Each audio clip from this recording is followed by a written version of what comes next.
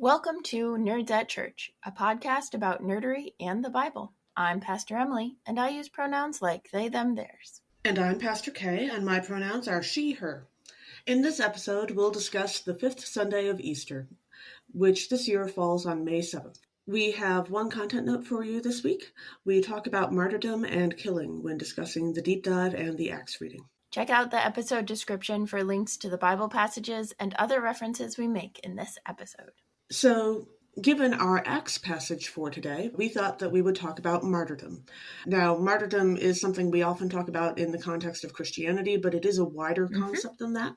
Martyrdom as a whole extends to dying on account of adherence to a cause or specifically to a religious faith, not just Christianity.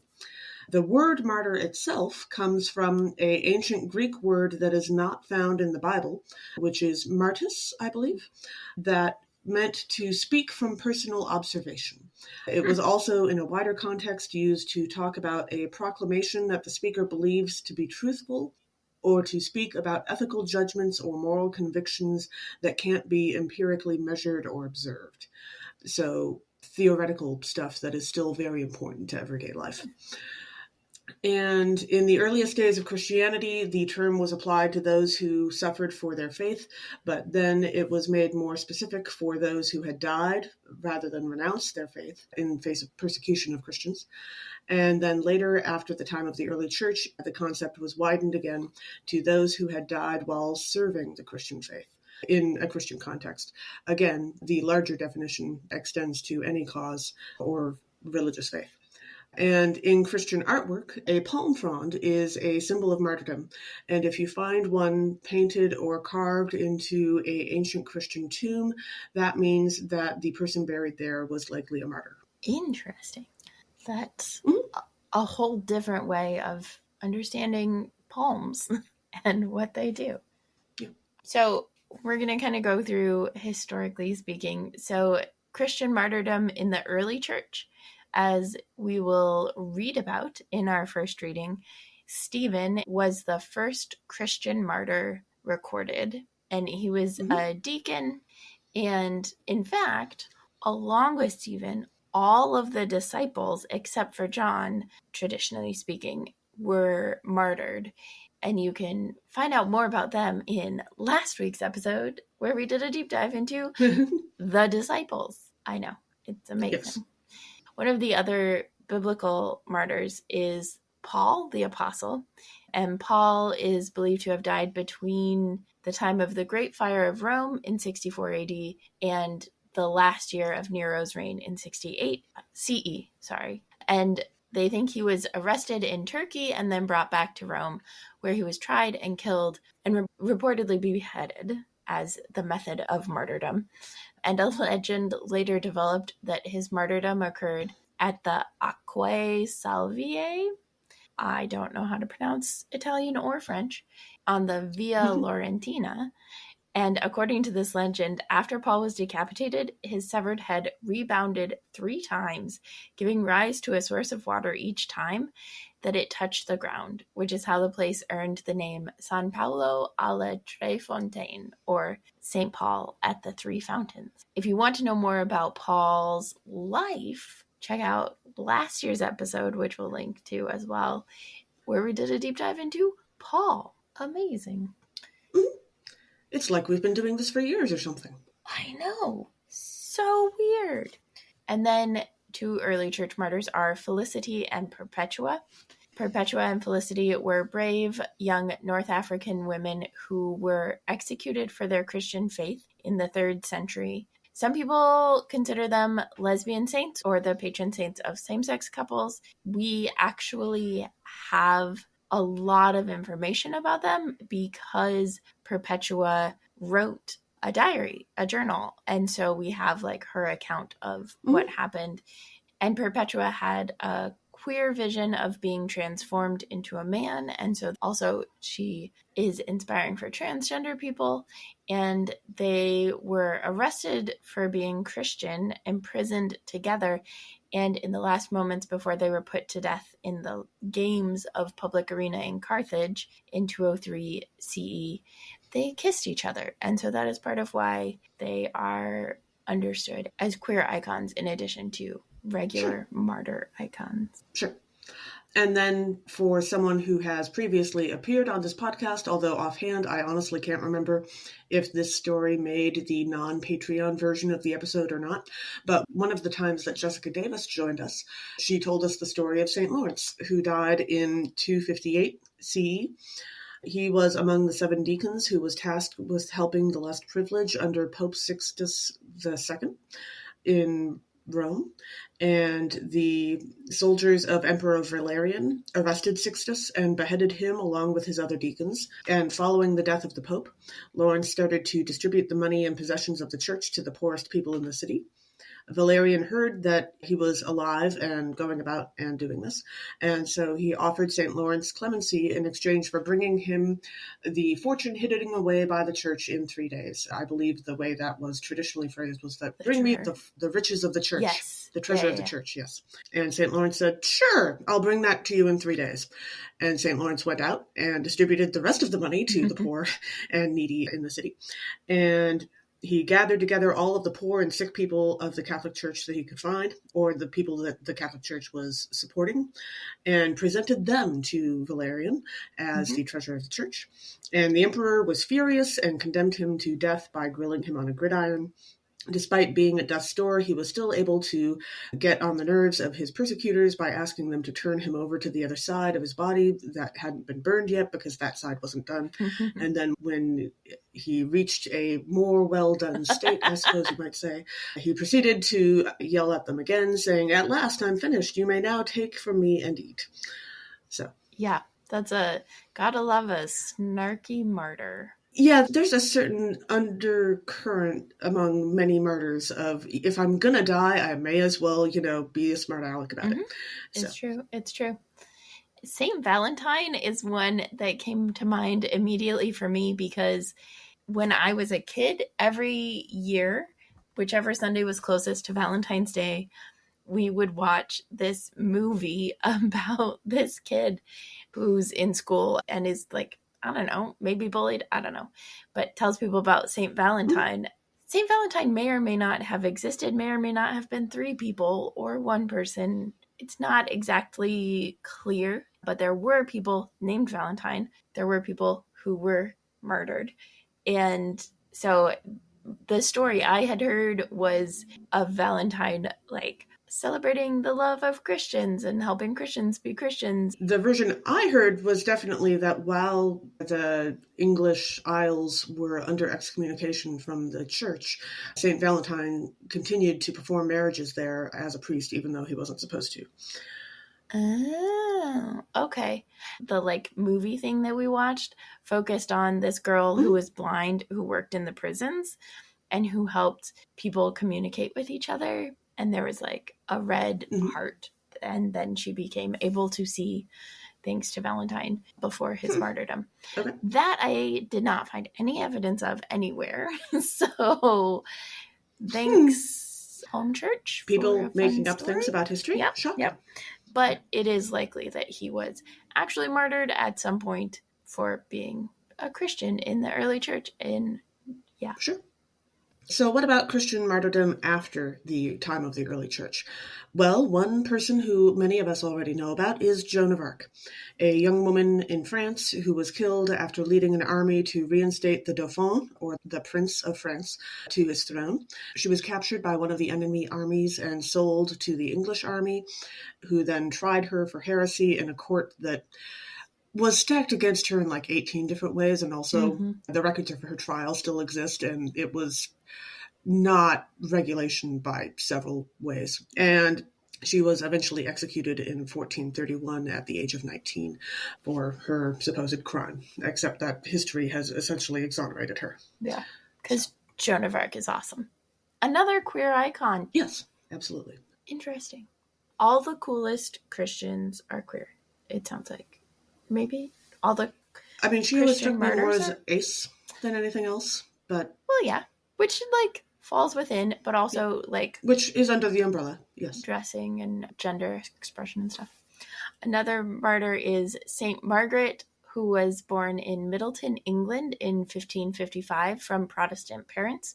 She married in 1571 a grazier and butcher named John Clitheroe, and they had a couple kids. And after a few years, she actually joined the Catholic Church, having been converted by the wife of Dr. Thomas Vavasour, a prominent Catholic in York. But not only was her husband a fresh meat supplier, he was also responsible for reporting Catholic worshippers to the authorities who were in line with the Elizabethan settlement and Protestant. So Margaret was martyred because how are you going to sneak around from your husband? And her form of martyrdom was being pressed to death, which sounds awful and apparently took 15 minutes. Yeah, it usually did take a while. Then jumping ahead a few hundred years, we also have Jonathan Daniels, who is one of the few quite modern martyrs to have died in America. On August 14th, 1965, he was killed by Special County Deputy Tom Coleman in Hayneville, Alabama, who was attempting to shoot 17-year-old Ruby Sales, who Jonathan pushed down and saved her life. The two had just been released from jail along with 3 others after being arrested at a protest the previous week. They were working towards registering Black voters and protesting for civil rights. And Coleman also shot another priest at the time who was there and trying to protect another woman who was with them, and that priest survived. Coleman was indicted for manslaughter and claimed self-defense. The trial went ahead before the wounded priest was recovered enough to be able to testify, and Coleman was acquitted by an all-white jury. And it's one of the classic stories of the civil rights fight in America. Yeah. Another well-known martyr is Oscar Romero, as well as many other Latin American liberation priests and nuns and people of faith. They are martyred, a lot of them in connection to politics and oppressive governments or dictatorships, mostly propped up by the United States. Oscar Romero, you can learn more about in our episode where we did a deep dive into Oscar Romero with friend of the podcast, Francisco Herrera. Also, you can learn more about how martyrdom basically fast tracks you for sainthood. You don't have to necessarily have miracles if you're a martyr. And so that has been part of Oscar Romero being made a saint more quickly than many. And we'll link to our saintly episode for that as well. And as Kay mentioned at the beginning of the episode, martyrdom is not something that just happens to Christians. I think there is definitely a martyr complex that Christians get, particularly conservative Christians in this country. I would like to point out that we both managed to control ourselves and not make that comment while we were talking about Paul. It's true. It's true. And there are plenty of people that probably Kay and I both know who have martyr complexes, not just Paul. Sure. But yeah, that was... not necessarily related to religion for that matter. Not at all. But yes. Yeah. So in terms of other faiths, one of the more well-known groups of people who have been martyred are Buddhist monks, particularly Tibetan Buddhist monks who have self-immolated, which is they've set themselves on fire in protest. Recently, vaguely recently, it has been Tibetan monks in particular who have done it to protest against the occupation of Tibet by the Chinese government and to call for the return of the exiled Dalai Lama. And in the nearly 70 years since China invaded its Himalayan neighbor, the Chinese government has attempted to obliterate Tibetan religion and culture. And so there's been a lot of imprisoning, torturing, and killing, which is to say martyring, those thought to be dissidents, including many monks and nuns within Buddhism. Yeah. And martyrdom is also a core principle for Sikhs, and they keep a careful record of the history of their martyrs. And specifically, very many of the Sikh martyrs have actually died while protecting those of other faiths. Mm-hmm. That is something that they hold very dear. Yeah. Also, when I think about 9/11, there were a lot of Sikhs who specifically went to help and rushed in. Were the people running in to help. Yeah. The list of Sikh martyrs that I found was quite long, and I didn't have the extensive time it would have taken to find one particular story that we would have been able to understand and break down for the listeners in a reasonably short period of time. But we did want to include them on the list. And of course, people have been murdered for things other than religion as well. So we do have a few non-religious murders to talk about, who may or may not have been religious themselves, but did not die for religious reasons. It's true. It's true. One of the more famous ones, who is also symbolic of many others, is Galileo. Scientists were very much martyrs at the hand of the church for making scientific observations and for telling the truth about the universe and the world and everything. So Galileo is one of the most famous, though certainly not the only. Yeah. A name well known from the French Revolution is Charlotte Corday. She was convinced that the executions and, frankly, murders that the revolution was carrying out were too many and were growing too fast. And so she went to Marat, one of the revolution's leaders, and for reasons that are not worth exploring at this juncture, he was in his bathtub, and she stabbed him until he was dead. And she was immediately arrested and tried and eventually executed for this. And as it turned out, unfortunately, what she was trying to do didn't work. He actually wound up becoming a martyr for the revolution, and the murders and executions increased rather than decreased. However, there were people who at least admired what she did. And also, there are many folks who have said that the worst thing that the Confederacy possibly could have done at the time was to kill Abraham Lincoln, which immediately ignited a whole new level of support for the Union across the country. So Abraham Lincoln has often been considered a martyr for the Union itself. Yeah. Also of note, Dietrich Bonhoeffer gets brought up a lot in connection to World War II and his being killed. He's not the only Christian clergy to have been killed for resisting the Nazis. It is worth mentioning that that is why he attempted to kill Hitler. But also to note that while he is lifted up for that, he was still an anti-Semite. He was just the more patient kind, so wanted Jewish people to be treated fairly in order to convert them, which is bad and still anti-Semitic. Yeah. But he recognized them as human beings and deserving of decent treatment. He did, and didn't want Hitler to kill them all. So just to mention that complexity, that sometimes there are those complexities, as with Charlotte Corday, that like can be for a good cause, can be a complicated thing. As you all, our dear listeners / nerdlings, probably know, there are lots of martyrs from the civil rights movement, from Martin Luther King Jr., Malcolm X, Fred Hampton, so many different people who were killed for the cause of civil rights, particularly civil rights for African Americans and civil rights related to racism and white supremacy and resisting that.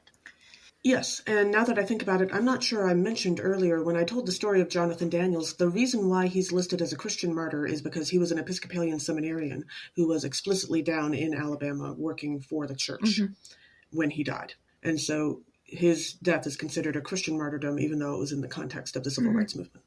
And I put MLK in non-religious martyrs, not because he's actually non-religious. As a pastor, he definitely was living out his faith. Yes. But I was just trying to collect into kind of a larger category of civil rights. A group, yes. Martyrs. Also, Harvey Milk, who was killed in 1978 along with then Mayor George Moscone of San Francisco. Harvey Milk was the first openly gay person elected to public office in San Francisco, and I think in the country. And he had proposed and passed 11-1 a bill banning discrimination in public accommodations, housing and employment based on sexual orientation. And the one person who voted against the bill was disgruntled and came and killed them both. So don't be like him. There's a great kids book about Harvey Milk, and there's a great movie called Milk, if you are interested in more about him. One of the other groups that is very common is environmentalists who are killed in some capacity for protecting the environment. This happens especially with indigenous people. Brazil is probably the most well-known place to be persecuting and killing indigenous people who are protesting the destruction of the Amazon rainforest, trying to protect the Amazon rainforest, protecting the land that they live on. There are so many people who would fall under the category of environmental martyr. Yeah. Some of them, particularly folks in Brazil, are Wilson Pinheiro, and I'm going to pronounce this as best as I can given that it's Portuguese, which is not a language I actually speak. Vicente Cañas, Chico Mendes, Dorothy Stang, Jose Claudio Ribeiro da Silva, and then one of, if not the most recent martyr that at least Kay and I could think of was Tortuguita, who was killed on January 18th of this year by police. From the descriptions of it, it looks like basically like executed by firing squad. But they were part of the protests to stop Cop City in Atlanta. And we are actually recording it, I believe, on their birthday. We're recording this episode because we're recording a little bit earlier than usual. And so their death and their martyrdom has been also a rallying cry for folks and more evidence of the need to protect people and protect land and not build a cop city. Absolutely. So, as you might imagine, martyrdom being such an ancient concept, it turns out that martyrdom has also been reflected by, media, fiction, and so on. And so we do have some pop culture references for you, this being Nerds at Church. I have to admit, the very first thing that popped into my head when Emily said, hey, let's do this deep dive, was the line from Dogma where Chris Rock, playing Rufus, the 13th disciple, talks about martyrdom and says that another way of putting it would be to say that I was bludgeoned to death by huge blanking rocks. And so I really remember appreciating that line because, sometimes we get to talking about martyrs and we get very into how faithful they are, and that's wonderful, but also they were actually murdered is part of the story, and let's not lose that. One of the lists that I was looking at for martyrs had this person by this, and it had more details underneath, but it had the name of the person and then how they were killed, how they were martyred. And it was weird. It was it was bizarre because it felt almost like those high school superlatives, right? Where it was this one by gridiron, and this one by beheading, and this one by pressing, flattening.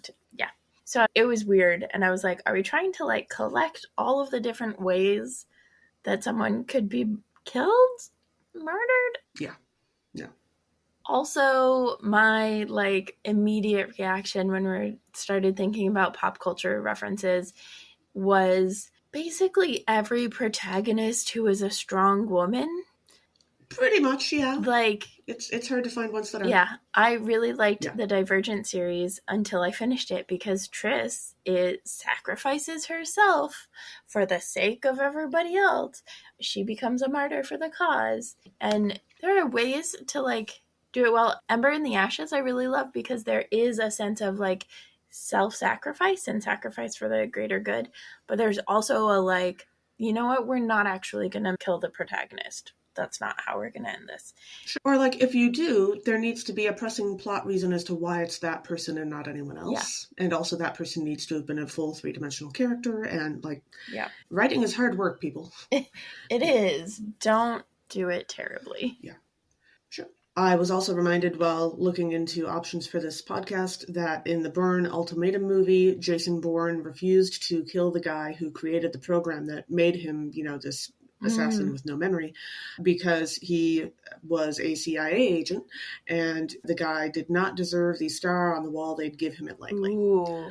So instead he had him arrested and sent to trial. And that way But Nice. also, I was a little irritated with myself because it did actually take me much longer than it should have to remember that, of course, Obi-Wan Kenobi from Star Wars is an example of this. And yes, with his death, he did become much stronger. It's true. So, I feel like it's not in here, but one of the other things that you mentioned, Kay, that you were looking at was don't make him a martyr. What was that trope? oh, yes, I was looking through TV tropes, and they have a page on don't make a martyr for the trope of, actually, we're not going to kill this person because we don't want them to become a figurehead of a cultural movement. Yeah, which is, I mean, that was Katniss in the Hunger Games, right? That they Yes, even absolutely. faked her death, like faked or believed that she was dead really easily, or wanted her to like maybe die because that would be the ultimate way to give power to the cause. Yeah. And of course, some other movies that deal with the concept of martyrdom. Spartacus, there's a guy who dies at the beginning that causes the whole slave rebellion, and Spartacus himself becomes a martyr, I believe. Braveheart, William Wallace is killed at the end and becomes a martyr for the rebellion there. And the movie Gladiator does not exactly have a martyr, but about half of the movie is about the Roman emperor saying, okay, we can't make this guy a martyr, so let's not kill him, but let's do everything else. And that seemed like it deserved a mention too. Yeah. It seems like one of the common threads is the Roman Empire. You know, strangely enough, they really did seem to like killing people. You know who else they killed? Jesus. We had a brief conversation before recording.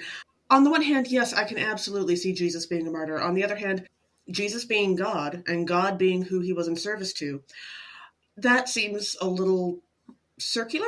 I don't know how that works. But, like, I'm willing to say, yes, Jesus was a martyr, but also, like, that seems a little weirder than most martyrs. I mean, yeah, I I guess. But also, I think Jesus counts as a martyr.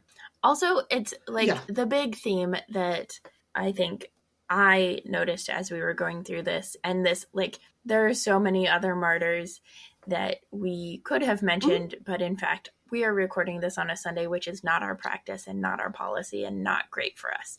So we had to stop at some point.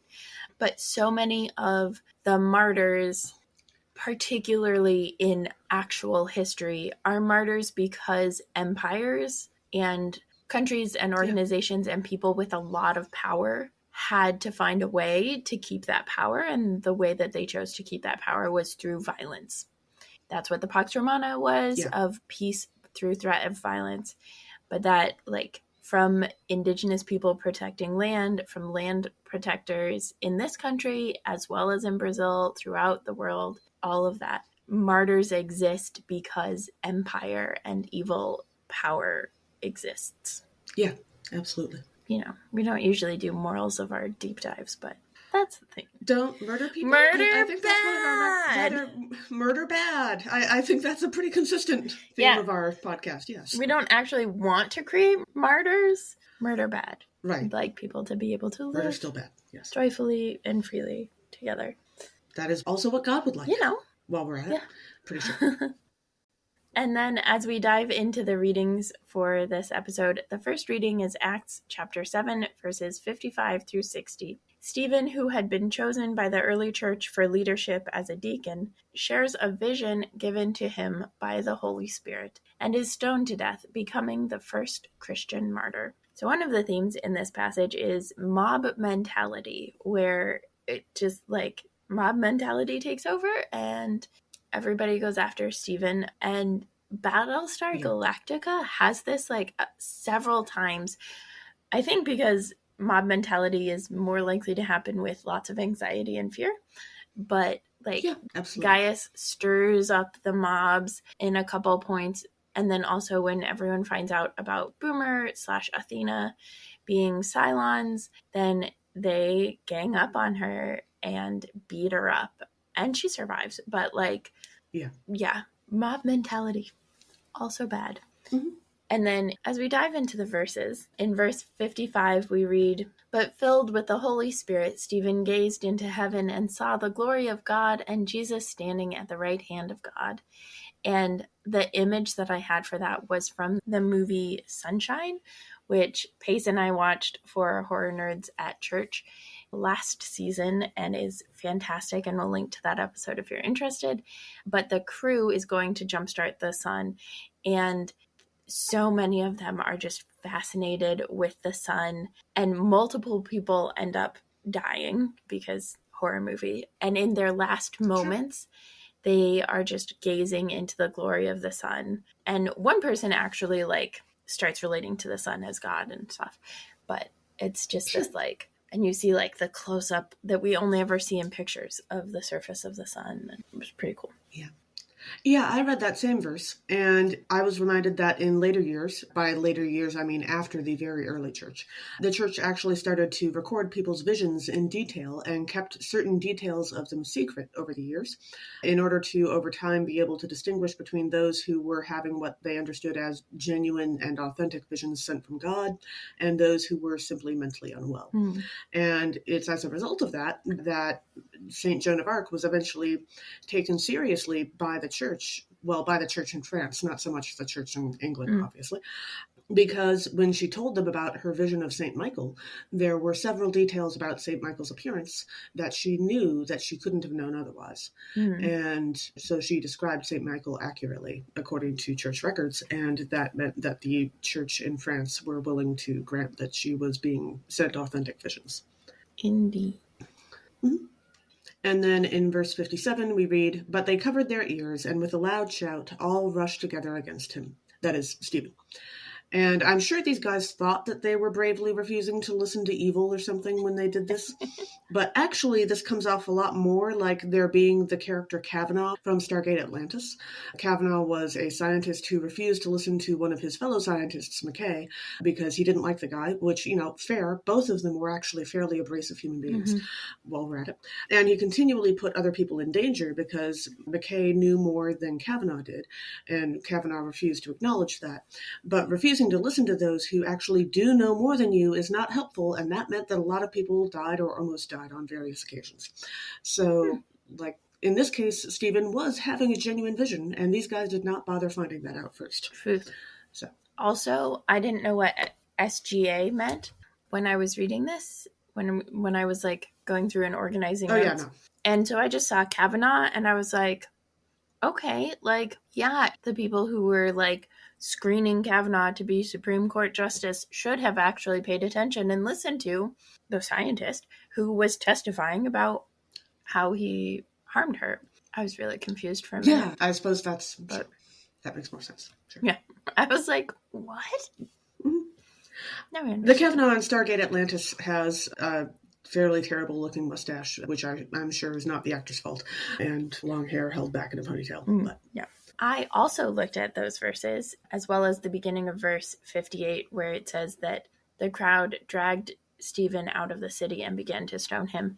And I was struck by the fact that it at least seems like a more effective plan that this crowd had, where they all rushed at once and they all acted as a group, than like the plans that the vampires always have when they're attacking Buffy, which frequently ends up being to attack her one at a time so that they never overwhelm her. And it never ends well for the vampires. So this like didn't end well for Stephen, but the crowd at least was very effective in their group think and group planning and execution. Yeah.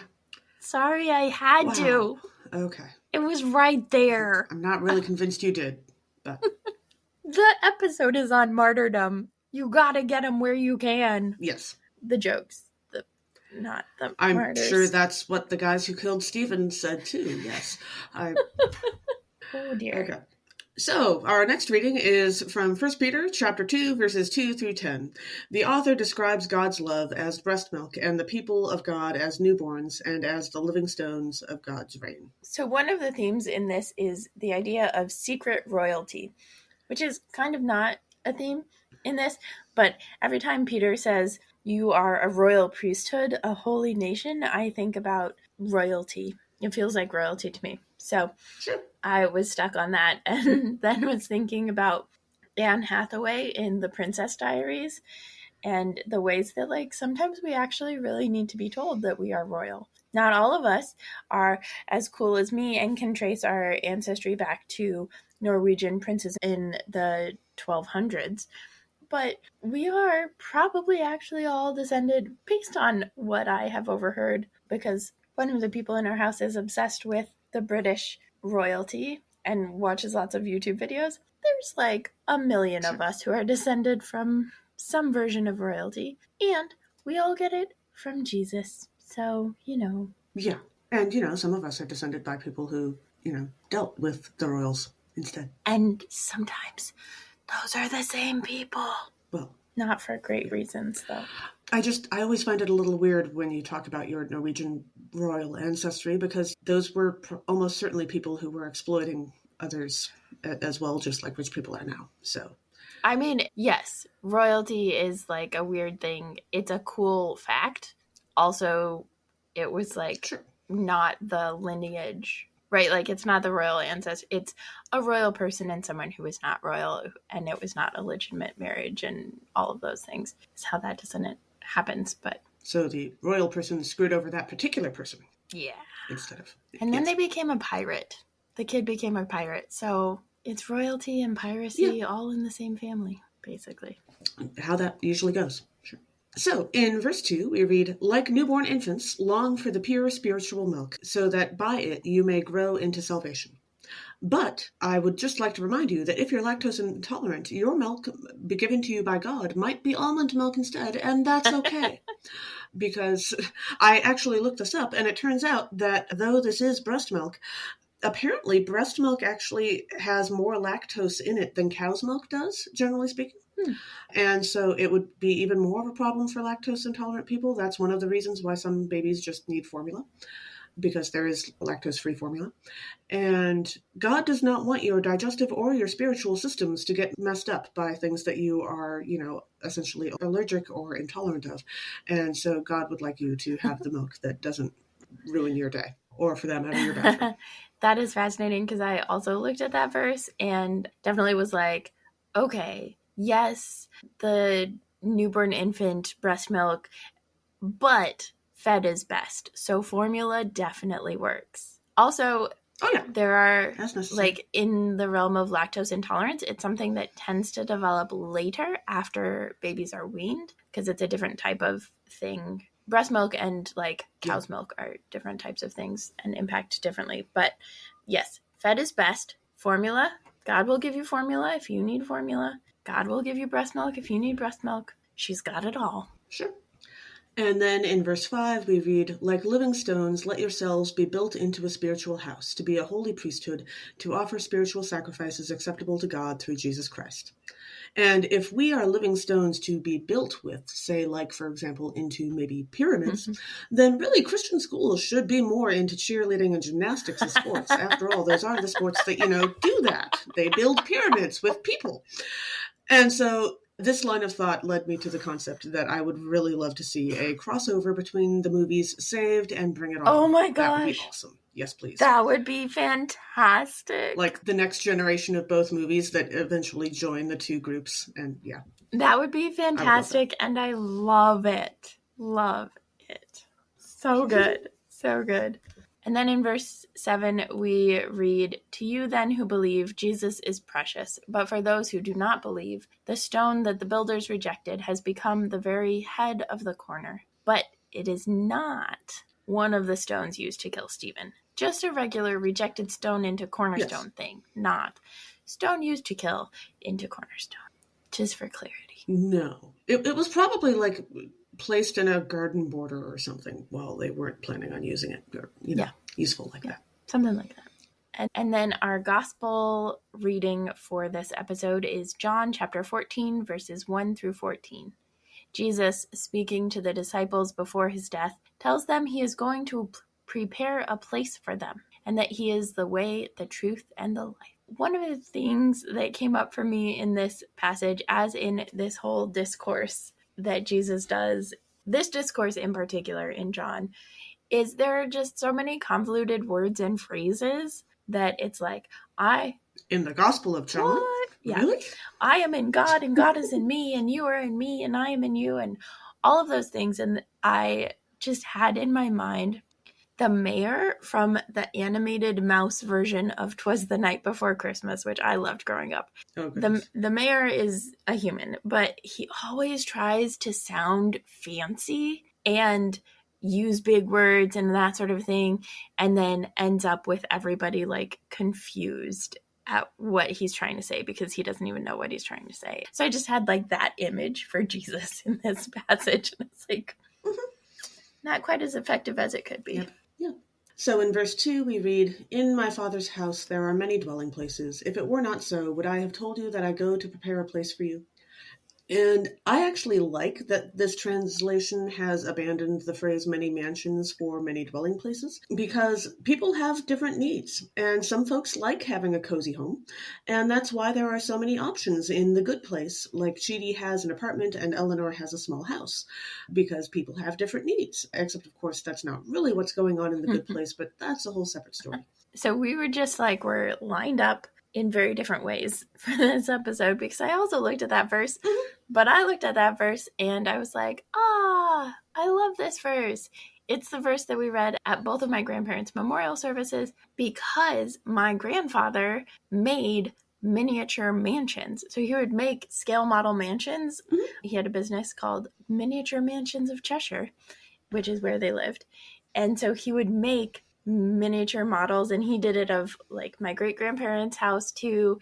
And then my grandmother would like go in and she was the interior decorator for the miniature mansions. But like these mansions had doorbells that functioned and lights that went on and off. So the idea of like our family all being in one of those mansions that like Granddaddy has built and now Granny has decorated, and then we're all hanging out together, is like this thing that warms my heart and is comforting. And that's a lot of what Jesus is doing in this discourse, is like providing comfort for the disciples before, he goes and dies. But yeah, so you can have your apartment and I'll have my miniature mansion.